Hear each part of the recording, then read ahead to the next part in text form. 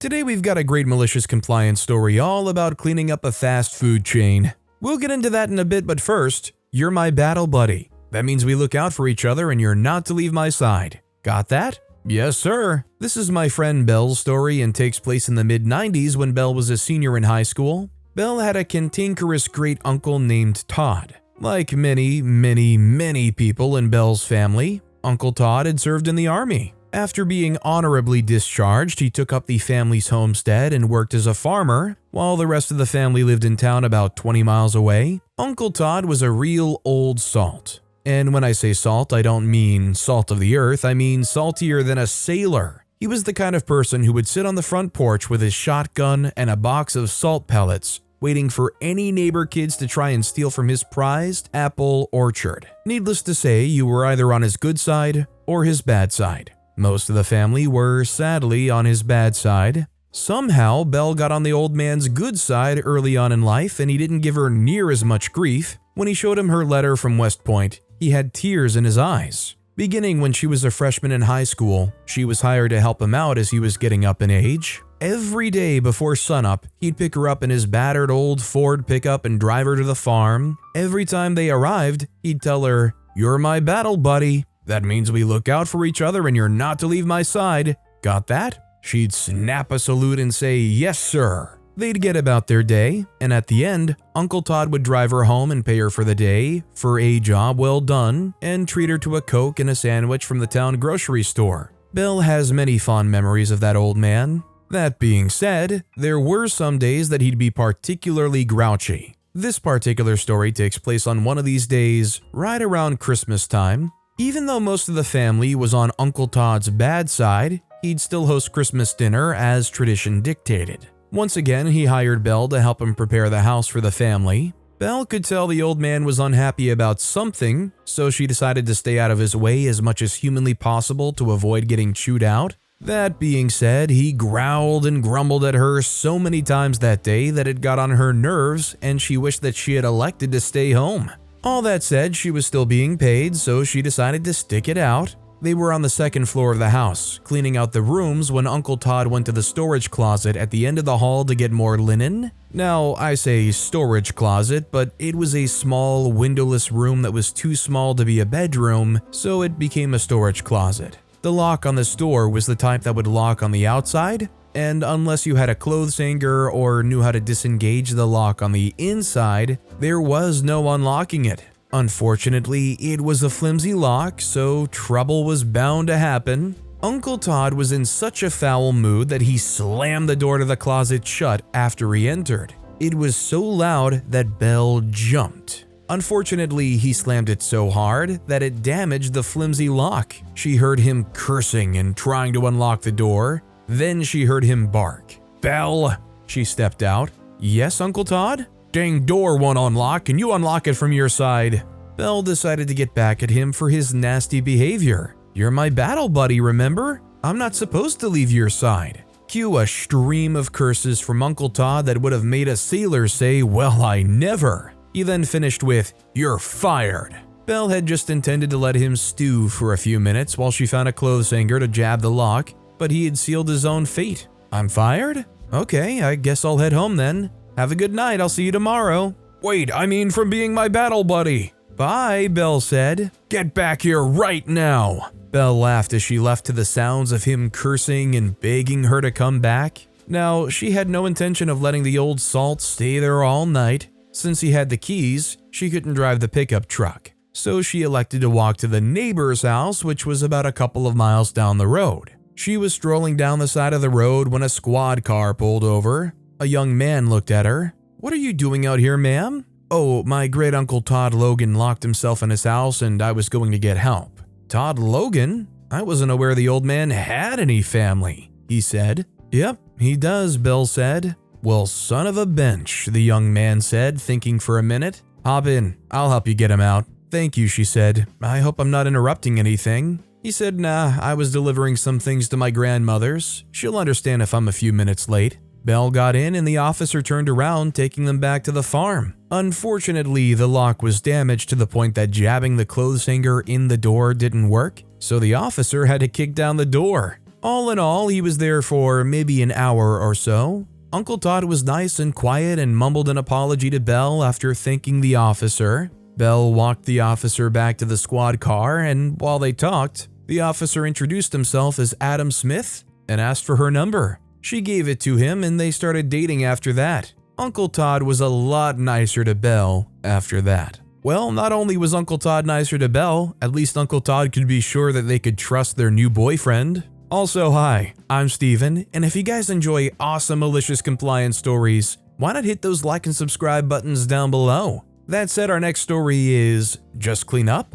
Okay. Shortly after graduating high school, I began working at the Clown Man fast food chain. My first few shifts, I was shadowing a trainer as she was teaching me how to run the front. She clearly would have rather have been anywhere else. Once the rush of customers died down and I no longer needed to be at the register, I asked her what my tasks should be. She said I could clean and organize the front counter. I cleaned off the counter pretty quick as I'd already been doing that between customers, so I asked her what else I could do. She rolled her eyes and said, "If you see something dirty, clean it," then walked away to chat with some coworkers. Cue malicious compliance. The lobby in front of me was a mess with overflowing trash cans, so I began emptying them and taking them to the back. The lobby was L-shaped, so there was a side which was out of view of the front register. Once I'd emptied all of the front area cans, I went to the other side. I had emptied 2 of those trash cans, then rounded the corner to find my trainer at the register with a customer. As soon as she saw me, she looked ticked and asked, "Where were you?"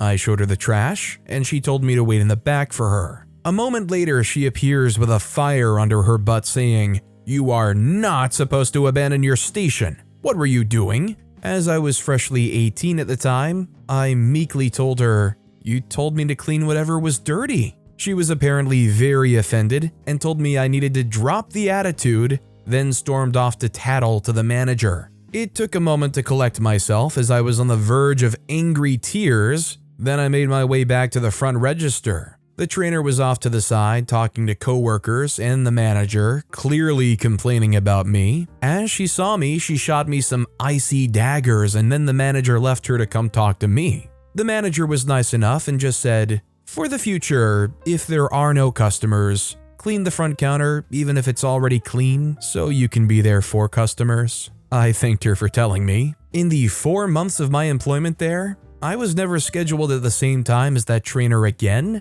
until one of my last shifts. I got hired at a government job, so I was very excited to start making some decent money. During one of my last shifts, I guess the trainer had heard I was leaving. She came up to me and not so subtly condescendingly said, "Leaving us so soon, are we?" I played dumb and said, "Yeah, I'm so excited to start working at insert job. It'll be a nice increase of income." The way her face dropped and the look of angry jealousy that spread across her was priceless. Eat my dust, loser. See, to me, I feel like that's just so much front counter cleaning that you're just going to rub the paint and finish right off of that counter, aren't you? Shoot, even if it's granite, you're just going to start rubbing away the pure rock at that point. This next story is, you suspended me for 7 days, not 6. So for context, this happened back in 2015/2016. I'm a single mom, 23-year-old female, at the time, and only had a young son to tend to. So I was waitressing at a restaurant that I'll call East End for this story, that was in the heart of the rough area of our town. But a major success due to the support of our community and area-wide parties we were known for throwing. It even resulted in another restaurant being built on the West Coast. However, behind the scenes, our best-known secret was that our checks would never clear, and cashing them anywhere was always an issue due to mismanagement of funds. They even put $0 on my W-2 form, even though I put back funds from each supposed check, which I think is illegal. Throughout this, I stayed faithful to them and worked hard almost daily, bringing my son with me from lack of childcare. I even worked an entire month from 9 a.m. to sometimes 3 a.m. I was eventually made top waitress and got a $1.25 raise, which wasn't much on waitress pay, but still, every penny counted. But soon, the owner passed the company down to his son, and when his son took over, everything was okay until he hired 2 employees. I'll call them Tina, an older female, and Leah, an old schoolmate. So over time, I noticed that my boss's son started getting closer to them to a point where they were hanging out after work. Then, one day, a meeting occurred to where they both named managers, even though I had 2 years of seniority and top sales, and my job title and pay raise were both taken. As if that was not heartbreaking enough, my work ethic started getting picked apart by them, especially Tina, who would call me a table hog and not a team player even though I brought in the most sales. So finally, the last straw came on an event night. I had worked the entire lunch rush that day and was asked to cover the late shift since they knew I knew how to work it. Tina decided to make me the register waitress, meaning I could only work the front bar and door and not take tables. "You made enough money for today," she said with a snark and walked off. Now, my family happened to walk in and requested for me to host their table. There was a rule saying that if a certain worker was requested, that worker would take it. But my manager was upset by this because she had to work front of my place. By the end of the night, she pulled up the computer and the following conversation happens. Tina said, "What did you do for this table?" Me, confused and angry, said, "Who's questioning my orders?" Tina, taken aback, said, "I was wanting to see was what you did for them worth being suspended for a week. I had no choice but to work when as a manager. I'm supposed to just sit back and observe everything to make sure things go right." I said, "Excuse me? You know the rule, but you know what? Whatever. Freak this." I stormed out in tears. The next day I go in for my check when I notice on the schedule that I was only suspended for 6 days and scheduled to work on the 7th day for a huge party that was supposed to happen. Cue malicious compliance. I went directly to the boss and told him I thought I was suspended for 7 days, not 6, and had plans for that day, which I didn't, to be honest. My boss saw this and pointed it out to Tina, who had no choice but to enforce my suspension. That night I drove by and the streets were packed. I blew the horn and waved. The staff told me that due to poor planning of suspension of her best server and being short-staffed, she struggled to find coverage and was yelled at by the boss for her poor leadership and she had to work it herself. I found a job that week and quit and told them that my 2 weeks notice was when they would notice I wasn't coming back. I mean, when you work in a place like this and they just discarded you and treated you bad like that and then you leave so sour, I would suppose the only thing keeping you back from reporting this place to some kind of government body that would regulate and check into all of this weird financial stuff going on is just the fact that you might get caught up in the crosshairs and get more work than it's worth for you.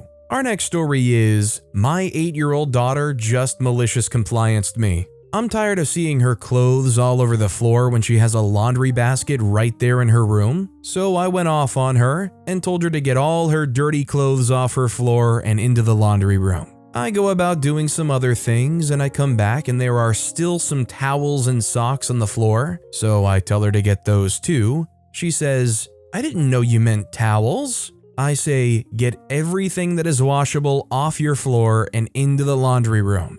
I come back up 20 minutes later and every stuffed animal and sheet along with the towels are in the laundry room now because in her words, "You said everything washable." Just be glad you caught her with just stuffed animals and you didn't catch her mid-screeching the dresser across the floor to the laundry room. I mean, you really want to get technical? If you want to say everything washable, I mean, just about anything can be washed, right?